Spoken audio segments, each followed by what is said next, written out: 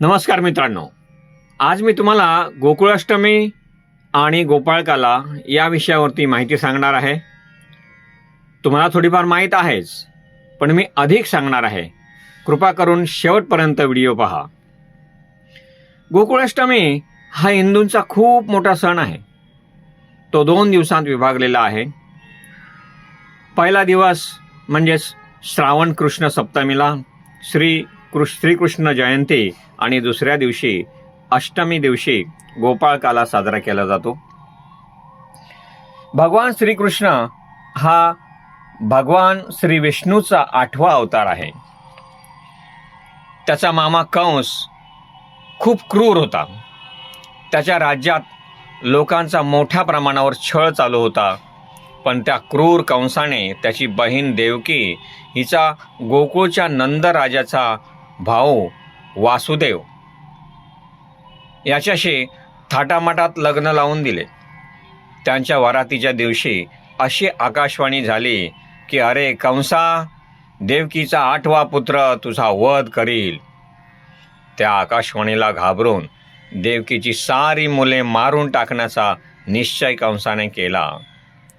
त्याने देवकी आणि वासुदेव यांना तुरुंगात टाकले. तिची एकापाठोपाठ एक अशी मुले मारून टाकली. 8वा पुत्र बाळ श्रीकृष्ण याला वाचवण्यासाठी वासुदेव यांनी तुडुंब भरलेल्या यमुना नदीच्या पलीकडे जाऊन आपला भाऊ नंद याच्याकडे गोकुळात श्रीकृष्णाला घेऊन गेला. पुढे गोकुळाचा राजा नंद आणि त्याची पत्नी यशोदा यांनी श्रीकृष्णाचे पालन केले. तेव्हापासूनच गोकुळात श्रीकृष्ण जन्माष्टमी मोठ्या थाटात साजरी केली जाते. आता तर हा उत्सव भारतात सर्वत्र साजरा केला जातो. तसेच संपूर्ण सिंध पाकिस्तानमध्ये देखील हा उत्सव साजरा केला जातो. विशेषतः गौडीया वैष्णव परंपरेमध्ये कृष्णाला सर्वोच्च देव मानले जाते. गोकुळ, मथुरा, वृंदावन, द्वारका या ठिकाणी वैष्णव पंथाच्या लोकांची वस्ती आढळते. तेथे श्रीकृष्णाची अनेक मंदिरे आहेत.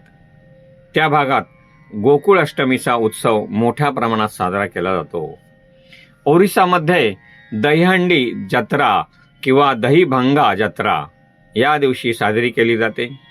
गुजरातमध्ये सातम म्हणजे सप्तमीच्या दिवशी पैसे लावून दिवसभर पत्ते खेळतात. हे चुकीचे आहे. हे बंद करावयास हवे. भगवान श्रीकृष्ण जुगार खेळत नव्हता. मग ही जुगार खेळण्याची प्रथा आली कुठून? त्याऐवजी श्रीकृष्णाविषयी ग्रंथ वाचन करणे, व्याख्याने, कीर्तने, भजने, गायने, नृत्य इत्यादी गोष्टी कराव्यात. रात्री 12 वाजता पत्ते बंद करून कृष्ण जन्माचा उत्सव गुजराती लोक साजरे करतात. या दिवशी कित्येकांच्या घरी गोकुळ वृंदावनाचा देखावा तयार करून जन्मोत्सव साजरा करतात. वैष्णव लोक तर हा दिवस विशेष भक्तीने पाळतात. वृंदावन येथे या दिवशी दोलोत्सव असतो. याच दिवशी कृष्णाच्या आयुष्यातील महत्त्वाची संकल्पना रासलीलांचे सादरीकरण केले जाते. मणिपूर येथे दिवसभर उपवास करून रात्री कृष्णाची पूजा केली जाते. हनुमान मंदिर, गोविंदजी मंदिर येथे विशेष पूजा होते. जत्रा भरते. लोक उत्सवाचा आनंद घेतात.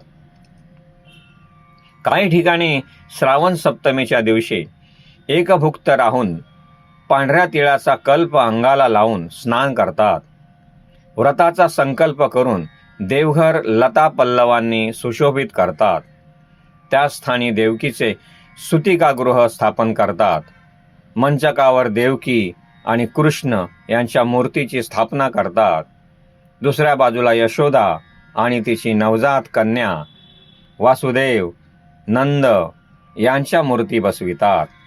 सप्तमीच्या मध्यरात्री शुचिर्भूत होऊन संकल्प करतात व सपरिवार श्रीकृष्णाची षोडशोपचार पूजा करतात. रात्रौ कथा, पुराण नृत्य, गीत इत्यादी कार्यक्रमांनी जागरण करतात. अष्टमीच्या दिवशी उपवास करतात व कृष्ण देवालाही फराळाच्या जिन्नसांचा नैवेद्य दाखवितात. नवमीच्या दिवशी पंचोपचार करून उत्तर पूजा करून महानैवेद्य समर्पण करतात. कृष्ण जन्माष्टमी हा श्रीकृष्णाच्या जन्माचा उत्सव आहे. तो श्रावण महिन्यात कृष्ण पक्षात अष्टमी तिथीला येतो, म्हणून त्याला कृष्ण जन्माष्टमी असे म्हणतात.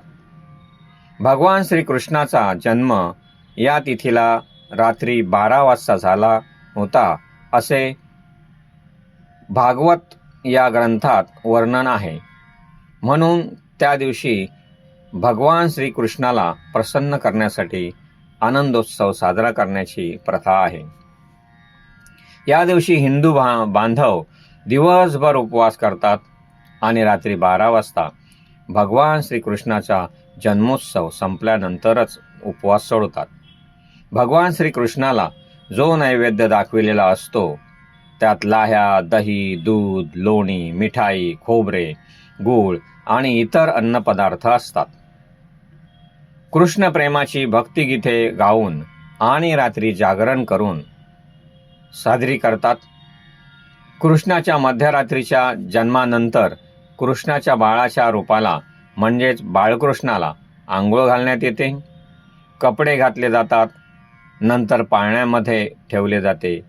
बाळाच्या बारशाचे सर्व विधी केले जातात. त्यानंतर भक्त तोच नैवेद्य प्रसाद म्हणून जेवतात आणि उपवास सोडतात. स्त्रिया त्यांच्या घराच्या दाराच्या बाहेर आणि स्वयंपाकघराबाहेर लहान पावलांचे ठसे काढतात आणि त्यांच्या घराकडे चालत जातात. हे कृष्णाच्या त्यांच्या घरातील प्रवासाचे प्रतीक आहे असे समजले जाते. जन्माष्टमीच्या आधी म्हणजेच श्रावण वद्य षष्टीला बलराम जयंती असते. बलराम हा शेषनागाचा अवतार. तो भगवान श्री कृष्णाच्या मोठ्या भावाच्या रूपाने गोकुळात जन्माला होता.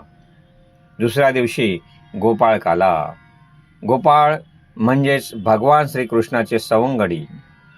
या सवंगड्यांना खूप वाईट छंद होता. ते नगरातल्या घराघरातले दही, दूध, लोणी चोरून आणत. सगळे एकत्र करत आणि आवडीने खात. त्या एकत्रित मिश्रणाला काला असे म्हणत. श्रीकृष्णाने व्रजमंडळात गायी चारताना आपण व आपले सवंगडी या सर्वांच्या शिदोऱ्या म्हणजेच टिफिन्स एकत्र करून त्या खाद्यपदार्थांचा काला करायचे व सर्वांसह त्याचे भक्षण करायचे अशी कथा आहे. या कथेला अनुसरून गोकुळाष्टमीच्या दिवशी एका सजवलेल्या मडक्यात काला करून ते दोरीच्या साहाय्याने उंचावर बांधण्याची व मानवी मनोरे रचून ती दहीहंडी फोडण्याची प्रथा आहे. जास्तीत जास्त उंचीवर जाऊन हंडी फोडणाऱ्या गोविंदा पथकाला आकर्षक बक्षीस दिले जाते. यावेळेस गाणी, नृत्य, विविध कार्यक्रम होतात व प्रेक्षकांची जल्लोष सहित मोठी गर्दी जमलेली असते. या जल्लोत्सवाच्या निमित्ताने काल्याचा प्रसाद केला जातो.